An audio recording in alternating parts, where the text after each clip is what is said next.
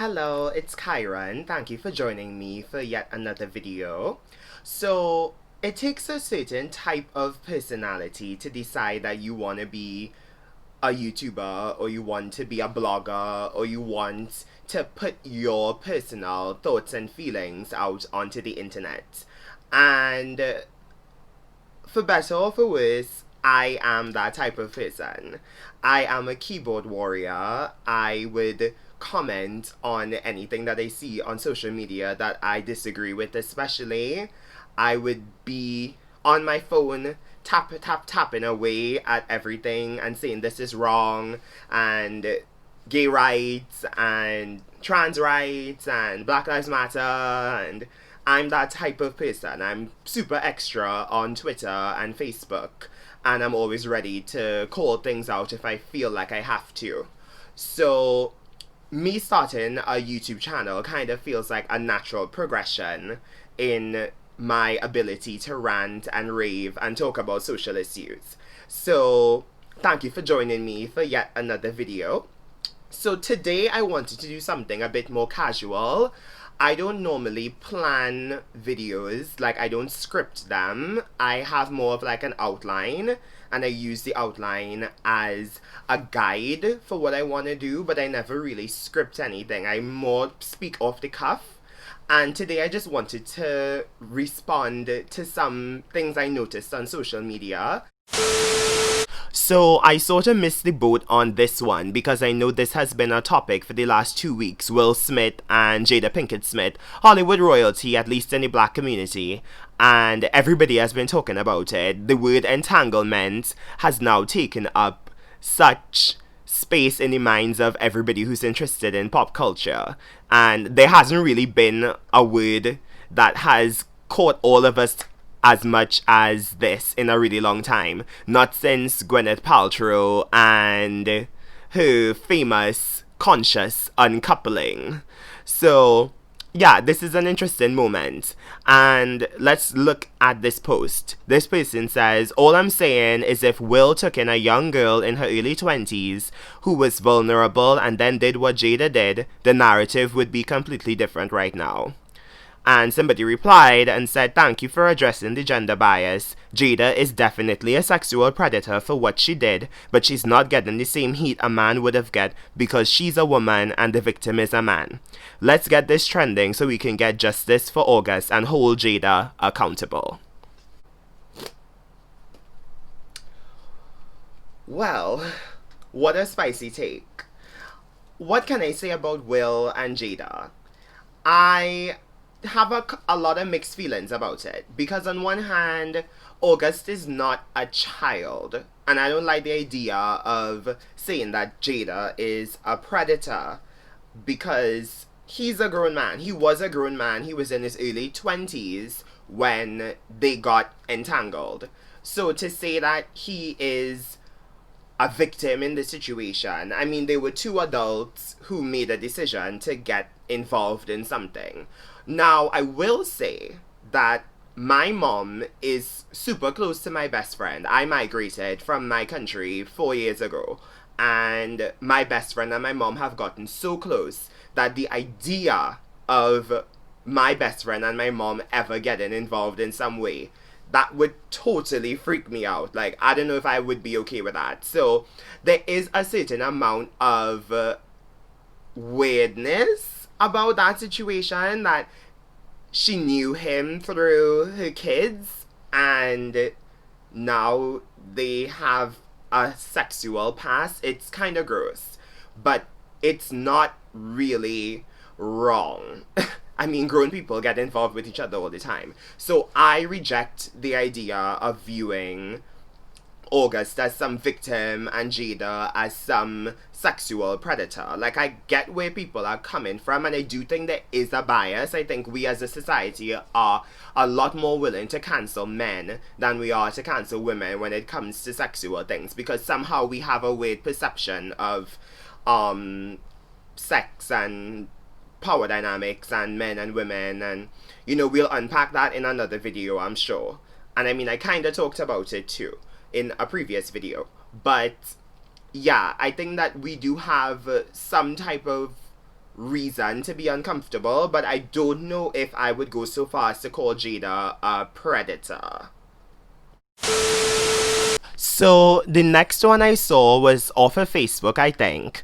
We can disagree and still be friends. I mean, yes, technically we can disagree and still be friends, but I think it really comes down to what we're disagreeing about. There are certain things that I personally am not willing to really debate with anybody, like gay rights, trans rights, Black Lives Matter, socialism, capitalism, and the problems with capitalism. There are certain things I'm super not interested in trying to negotiate. But then there are other things that I'm like, I mean, fine, pineapple on pizza. I personally like pineapple on pizza, and maybe you don't like pineapple on pizza. I mean, it just means you don't have any taste. But nothing is inherently wrong with us disagreeing on that level. But I feel like there are super important, fundamental things that if we are too ideologically different, I don't know if we could just be friends. I may look at you differently, and I may be like, I didn't know you were this type of person, and it might disappoint me, and it might make it super difficult for me to even want to be friends with you. So I think it really does come down to what the actual topic is. The next one, I think I got this one off of Facebook too.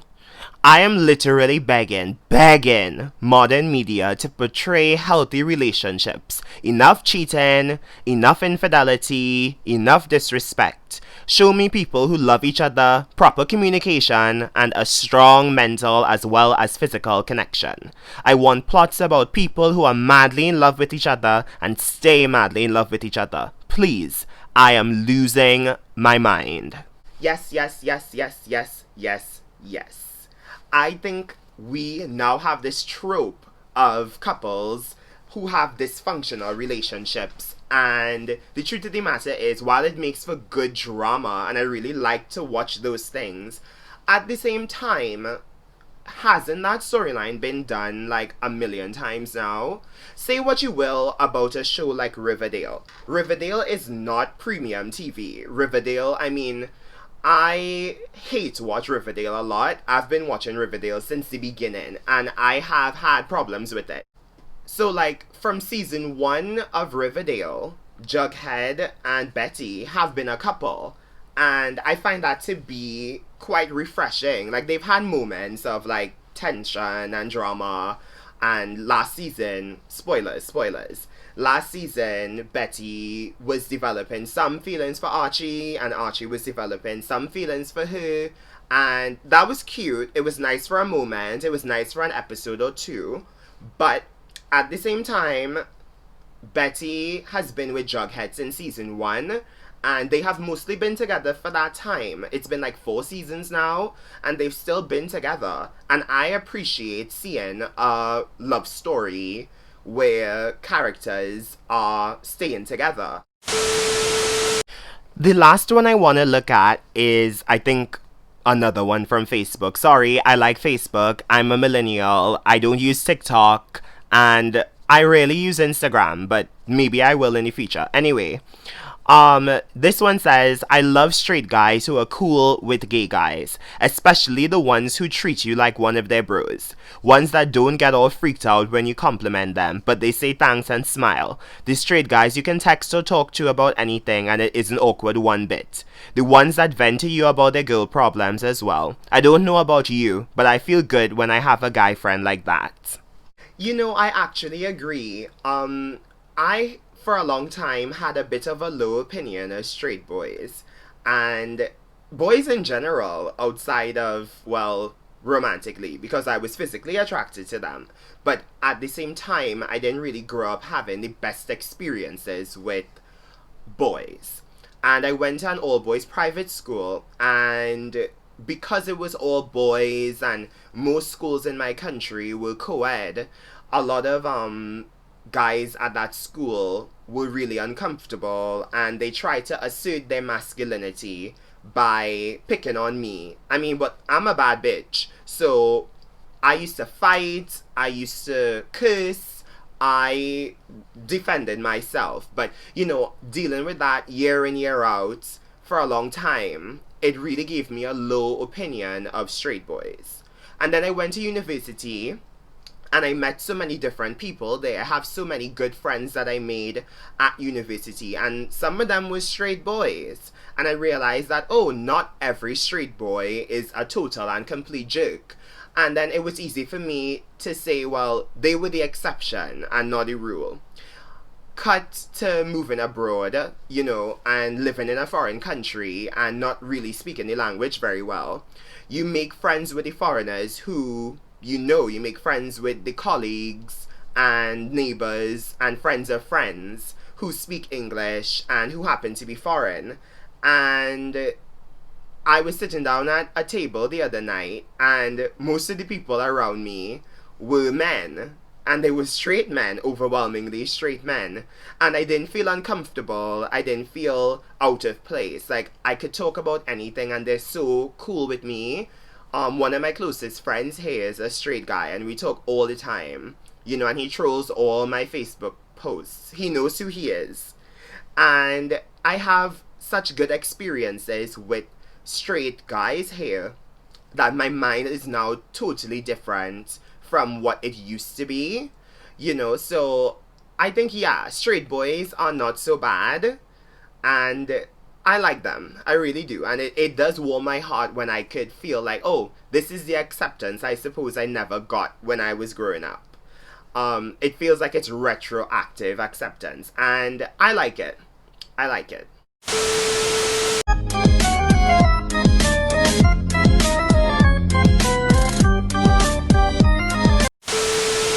Thank you for joining me today. I really appreciate you sticking to the end. As usual, please leave a heart at the bottom, a heart. Like, share, subscribe. This was just casual, just a fun chat between friends. And this is the kind of thing I do with my friends all the time. So, well, not all the time. There's a virus going around. But in the past, this is what we used to do all the time. Tell me what you think about my outfit. I love this shirt. It was a present from a friend, a very, very good friend, but it was a bit big. It's big for me, and I was drowning in it. So it's been difficult for me to figure out how to wear it, but I have a couple harnesses, and I was like, oh, I could cinch it in a bit, and, it works. It's not a dress. It's just a really big shirt. It's long, and if I had a boyfriend, it would be like that cute girl and her boyfriend's shirt look, but I don't have one, so yeah. Anyway, thank you for watching, and I appreciate it a lot.